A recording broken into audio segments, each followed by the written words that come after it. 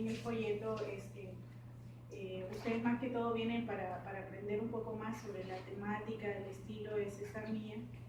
Entonces ahí sí les voy a profundizar un poquito más. En esta sala nosotros tenemos los diferentes elementos, las diferentes etapas en las que se va desarrollando el arte aquí en el país.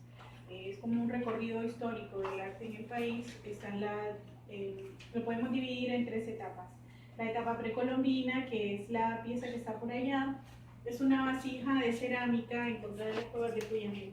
Tiene alrededor de 600 a 1000 años después de Cristo, o sea que prácticamente tiene unos 1000 años. Fue encontrada, como les contaba, en las cuevas de Cuyamel en Trujillo. Las vasijas precolombinas o las piezas precolombinas suelen tener patrones de líneas como las que observamos ahí. Si ustedes han visitado el Museo de Antropología, han visto que las piezas así, mayas y cosas así, tienen patrones de líneas. Generalmente las decoraciones eran así con líneas. Esta vasija tiene 2 cabezas de jaguar, y el jaguar era un animal como una deidad para los pueblos precolombinos. Entonces podemos deducir que esta vasija posiblemente podría ser utilizada en ritos religiosos o fúnebres o no sé. Luego está la época colonial. En la época colonial la iglesia tenía bastante influencia en las decisiones políticas, sociales, económicas, culturales también. Entonces vemos que, tenemos aquí un misal de 1820, está escrito en latín. El latín fue la lengua oficial de la iglesia en la época colonial, y luego, y antes también de la época colonial. Y luego también está esta escultura de Jesús, del niño Jesús, realizada con la técnica de cerámica.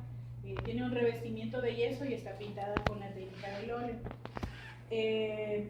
Luego después surge otra etapa en la historia de Honduras, que es la etapa de la Reforma Liberal, promovida por Francisco Morazán y otros pensadores. Y una de las cuestiones importantes de esta reforma fue la separación de la iglesia con el Estado. Entonces ya el Estado deja de tener la iglesia deja de tener así como que tanta influencia en las decisiones del país, y empieza a haber un poco más de libertad también. A principios de 1900 y a finales también, como a finales de 1800, empiezan a surgir corrientes artísticas en Europa, como el impresionismo, el cubismo. ¿Conocen ustedes la obra de Picasso? Pablo Picasso. También está la obra el impresionismo de Monet, de Manet y otros artistas. Y artistas como Arturo López Rodesno, a principios de 1900 viaja a Europa, estudia en una escuela de España de arte, y comienza a conocer más o menos las corrientes artísticas que se están desarrollando allá. Arturo López Rodesno es importante mencionar porque es uno de los fundadores de la Escuela Nacional de Bellas Artes. Entonces ellos conocen sobre las nuevas tendencias artísticas y las transmiten a las nuevas generaciones. El tema principal de la obra de Arturo Rodesno son los motivos mayas. Fue un artista polifacético, pintaba el mural al fresco, trabajaba la técnica de la cerámica, del óleo. Luego está la obra de César Mía, de Benigno Gómez, perdón. Pueden observar esta obra. Benigno Gómez es un artista expresionista lírico. El expresionismo es más de emociones, de sensaciones, de ideas también. ¿Cómo se llama? En el caso de esta obra se llama La Virgen del Rosario. Pueden observar que él hace la representación del Rosario con el niño Jesús, las camándulas, creo que le llaman. Es como ese puente de comunicación entre el cielo y el infierno.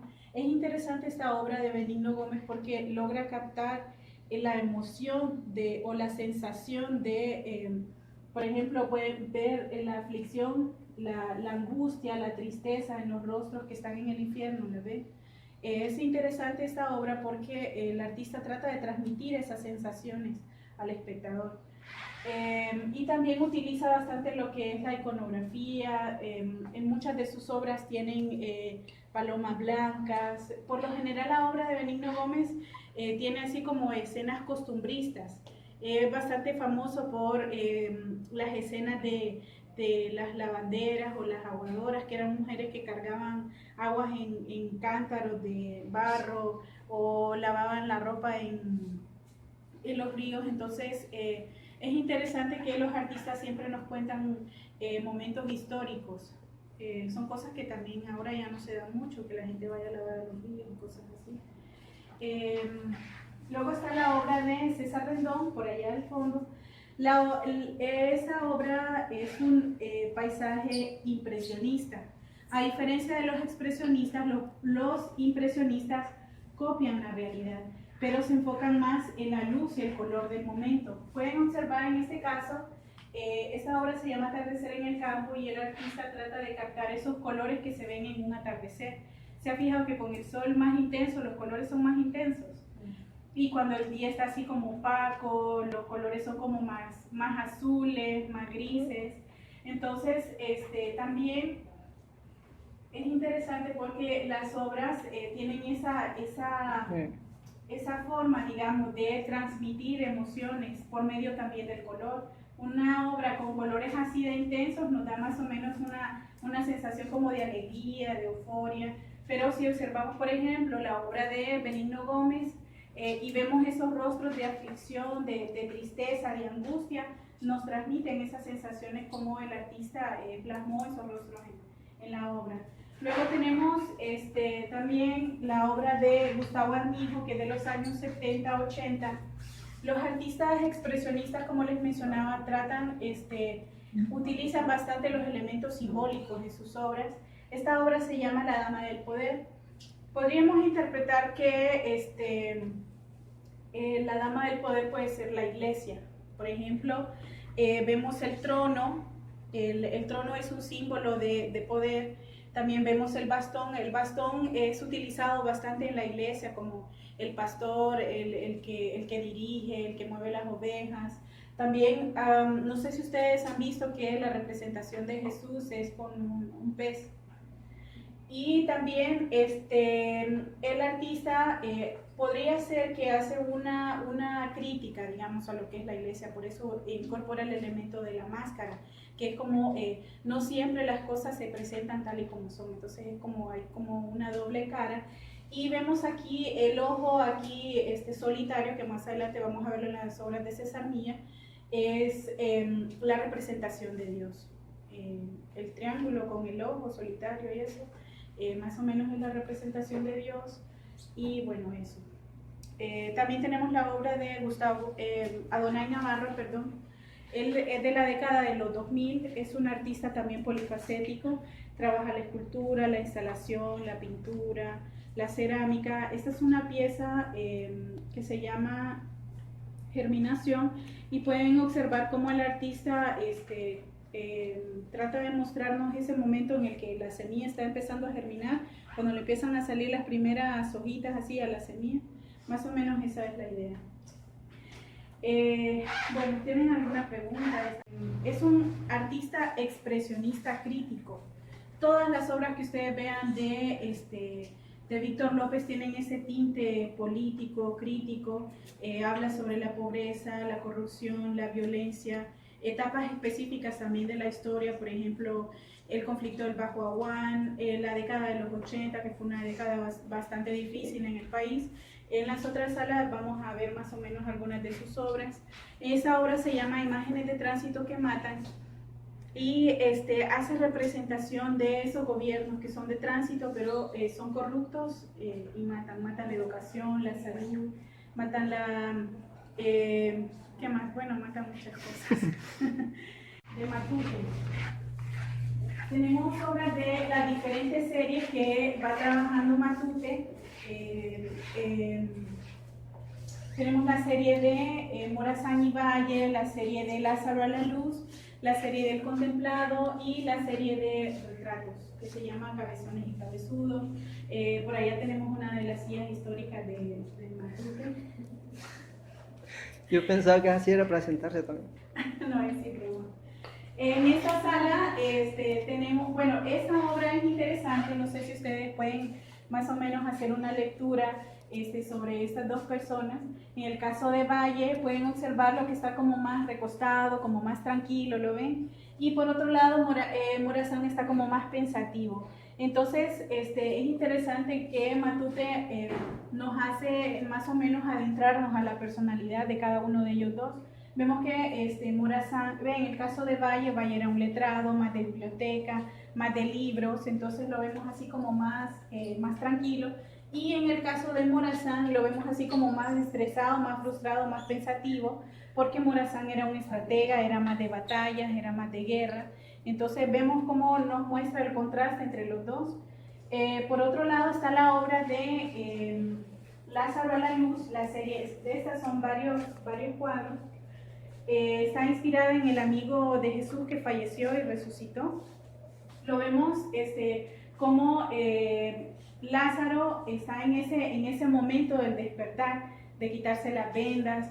Estas obras tienen su simbolismo, el expresionismo simbólico, como es el de Matute, utiliza así elementos simbólicos para hablarnos de un tema. Por ejemplo, en el caso del despertar de Lázaro, ese momento de cuando uno se da cuenta, digamos, lo mal que está y que reacciona. Entonces, más o menos eso vemos aquí como Lázaro está luchando por quitarse el vendaje, porque, bueno, en la antigua Israel, bueno, en esas zonas de ahí, utilizaban el vendaje para momificar y todo eso a los muertos. Entonces utiliza ese concepto Matute para representar a Lázaro y mostrarnos esa idea del renacer, del resurgir, del revivir.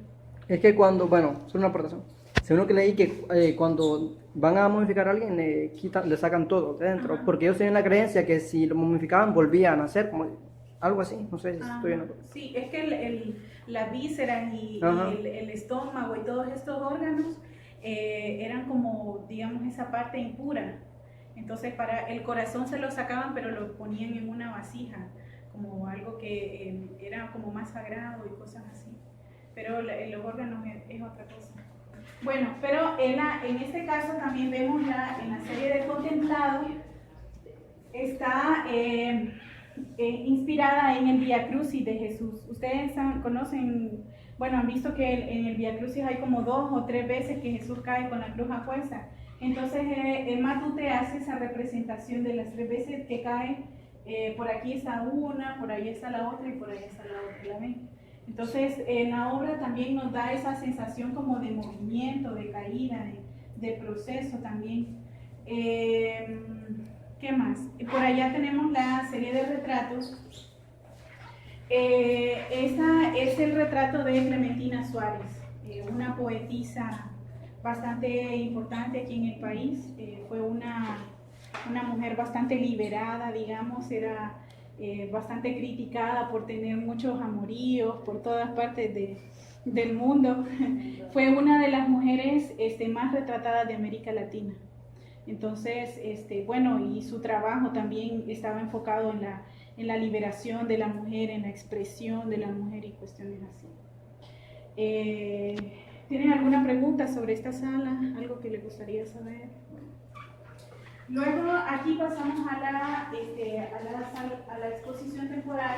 Esta es la exposición de César Milla. César Milla es originario de aquí, de la ciudad de San Pedro Sula. Tiene 42 años de trayectoria artística. Él vivió en Italia un tiempo, allá estuvo trabajando bastante.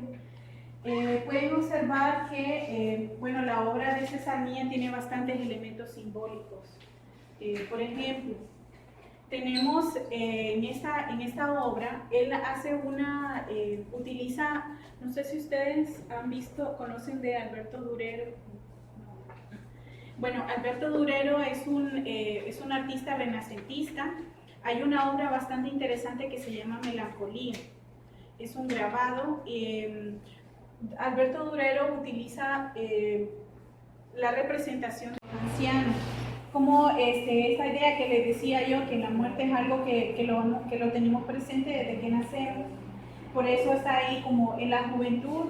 Bueno, nosotros vivimos en ese proceso de envejecimiento cada día nos estamos transformando, cada día son células nuevas las que se generan en nuestro cuerpo, entonces más o menos él hace esa representación con estas cosas. Lo que les mencionaba también del triángulo, que es símbolo de Dios, el círculo como lo eterno, el círculo nunca termina porque está sellado, entonces más o menos esa es la idea de la eternidad. Bueno, pueden hacer recorrido en la sala, detenerse a analizar los elementos que incorpora el artista. Pueden también ustedes hacer su propia interpretación. Pueden observar que el artista se enfoca en transmitir una emoción, una sensación. En este caso la obra se llama Hambre. Pueden observar cómo el artista logra captar en el rostro cuando una persona está con la aflicción, con la angustia de sentir el estómago vacío, ¿lo ven? Ahí, hace la representación de lo que es el hambre con la piedra ahí, con la cucaracha, que es, bueno. Víctor López siempre habla en sus obras sobre temas de la realidad nacional, el tema, por ejemplo, del hambre, que 6 de 10 personas aquí en Honduras viven en situación de pobreza. Que muchas de las personas, un gran porcentaje de las personas viven con un plato de comida al día. Entonces, esta obra es de 1982. Podemos observar que tanto como antes, en los 80, como en la actualidad, la situación de Honduras no ha cambiado mucho. Luego tenemos aquí otra obra de Víctor López. Víctor López es un artista bastante interesante. En este caso, esta obra es sobre el conflicto del Bajo Aguán. Pueden observar que aquí hay como una vía de tren, ¿las ven? También están las casitas de madera, algunas matas de plátano, y hace la representación de la voracidad, de la codicia, la ambición, la avaricia, con este monstruo de los dientes afilados que representan la corrupción, pero también la voracidad. Una obra de Iván Fiallos. Esta obra de Iván Fiallos es bien interesante porque es